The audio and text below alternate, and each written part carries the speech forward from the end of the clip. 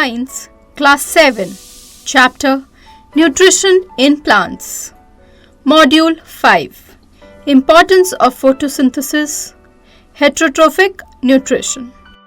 Hello friends, आज हम बात करेंगे फोटोसिंथेसिस की इम्पोर्टेंस के बारे में.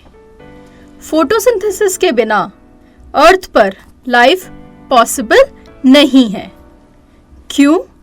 क्या आप जानते हैं? चलो इसे डिस्कस करते हैं. ग्रीन प्लांट्स फोटोसिंथेसिस से अपना फूड बनाते हैं और अगर फोटोसिंथेसिस की प्रोसेस नहीं हुई तो प्लांट्स ही नहीं होंगे. In the absence of photosynthesis, there would not be any plants as photosynthesis enables them to make their own food. और सभी ऑर्गेनिजम्स फूड के लिए डायरेक्टली या इनडायरेक्टली प्लांट्स पर डिपेंड करते हैं. क्या आप बता सकते हैं कैसे? वेल, हर्बीवोर्स प्लांट्स को खाते हैं और वहां से एनर्जी लेते हैं, तो वो डायरेक्टली प्लांट्स पर डिपेंड करते हैं. और फिर कार्निवोर्स इन हर्बीवोर्स को कंज्यूम करते हैं जिन्हें फूड प्लांट्स से मिला था, तो वो इनडायरेक्टली प्लांट्स पर फूड के लिए डिपेंड करते हैं. यानी अगर प्लांट्स ना हो तो एनिमल्स सरवाइव नहीं कर पाएंगे. The survival of all animals in the world directly और indirectly depends upon the food made by the plants. और लाइफ के लिए क्या जरूरी है? यानी सारे लिविंग ऑर्गेनिजम्स को सरवाइव करने के लिए क्या चाहिए? यस, सही कहा, oxygen. Oxygen is essential for the survival of all living organisms. और ये ऑक्सीजन आती कहां से है? राइट, ये ऑक्सीजन फोटोसिंथेसिस की प्रोसेस से ही प्रोड्यूस होती है. प्लांट्स फोटोसिंथेसिस की प्रोसेस में कार्बन डाइऑक्साइड यूज करते हैं और ऑक्सीजन प्रोड्यूस करते हैं. तो हम कह सकते हैं कि फोटोसिंथेसिस एटमॉस्फेयर में ऑक्सीजन और कार्बन डाइऑक्साइड का बैलेंस मेंटेन करती है. Photosynthesis maintains the balance between oxygen and carbon dioxide in the atmosphere. हमने पढ़ा था कि फोटोसिंथेसिस से ग्लूकोज यानी कार्बोहाइड्रेट बनता है. क्या आपको याद है? गुड. तो बाकी न्यूट्रिएंट्स जैसे प्रोटीन्स और फैट्स कैसे बनेंगे? वेल, ये न्यूट्रिएंट्स या फूड कंपोनेंट्स भी प्लांट्स ही बनाते हैं. कार्बोहाइड्रेट्स में कार्बन, हाइड्रोजन और ऑक्सीजन होता है, बट प्रोटीन्स में कार्बन, हाइड्रोजन और ऑक्सीजन के साथ साथ नाइट्रोजन भी प्रेजेंट होता है. प्रोटीन्स बनाने के लिए नाइट्रोजन की ज़रूरत है, और ये नाइट्रोजन प्लांट्स को कहाँ से मिलेगा? आप जानते हैं कि नाइट्रोजन एटमॉस्फेयर में प्रेजेंट होती है, पर ये नाइट्रोजन प्लांट्स अब्सॉर्ब नहीं कर सकते. क्यों? क्योंकि प्लांट्स नाइट्रोजन को सॉल्यूबल फॉर्म यानी लिक्विड फॉर्म में ही अब्सॉर्ब कर सकते हैं, और एटमॉस्फेयर में नाइट्रोजन गैसियस फॉर्म में होती है. तो ये एटमॉस्फेरिक नाइट्रोजन सॉल्युबल फॉर्म में कैसे आएगी?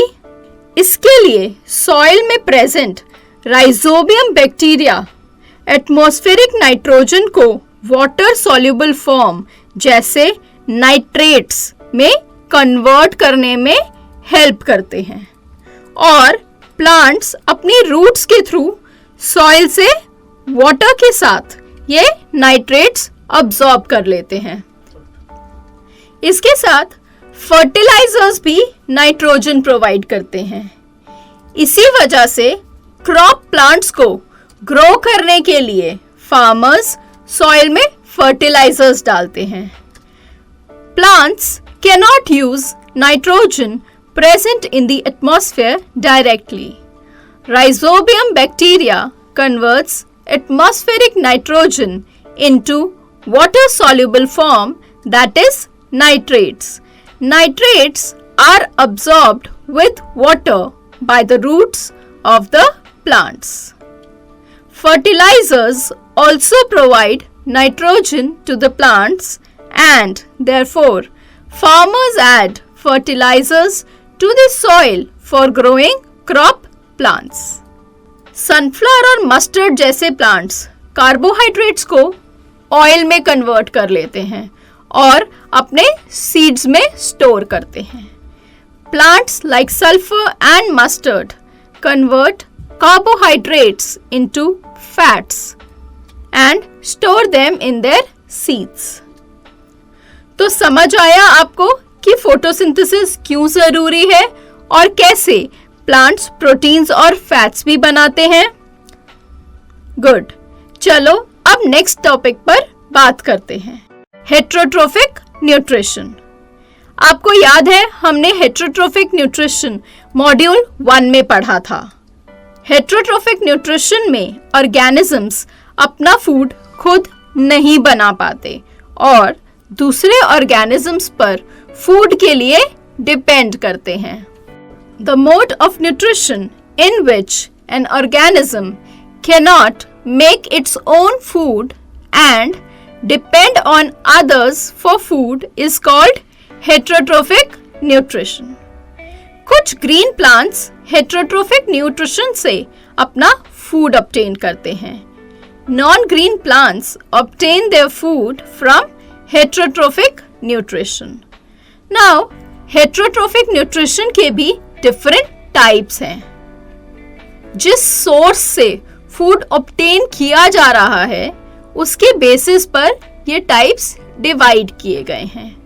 और ये types हैं saprophytic nutrition, parasitic nutrition और symbiosis. Different types of heterotrophic nutrition in plants are saprophytic nutrition, parasitic nutrition, and symbiosis. Saprophytic, parasitic nutrition और symbiosis को डिटेल में हम नेक्स्ट मॉड्यूल में पढ़ेंगे. तो चलो इस मॉड्यूल में जो हमने सीखा है उसे रिवाइज कर लेते हैं. सबसे पहले हमने बात की थी इम्पोर्टेंस ऑफ फोटोसिंथेसिस के बारे में. उसमें हमने क्या पढ़ा था? In the absence of photosynthesis there would not be any plants as photosynthesis enables them to make their own food. The survival of all animals in the world directly or indirectly depends upon the food made by the plants. Oxygen is essential for the survival of all living organisms, which is produced during photosynthesis. Photosynthesis maintains the balance between oxygen and carbon dioxide in the atmosphere. Next, हमने बात की थी कि plants proteins और fats भी बनाते हैं. Plants make nutrients like proteins and fats also. Plants cannot use nitrogen present in the atmosphere directly. Rhizobium bacteria convert atmospheric nitrogen into water-soluble form, that is nitrates, which is absorbed by the roots of the plants along with water. Plants like sunflower and mustard convert carbohydrates into oils and store them in their seeds. फिर हमने बात की थी different types of heterotrophic nutrition के बारे में.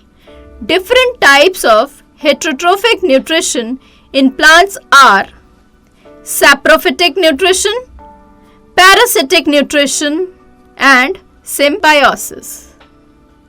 तो friends, आपको ये मॉड्यूल अच्छे से समझ आ गया होगा। चलिए अब इसके बेसिस पर एक एक्सरसाइज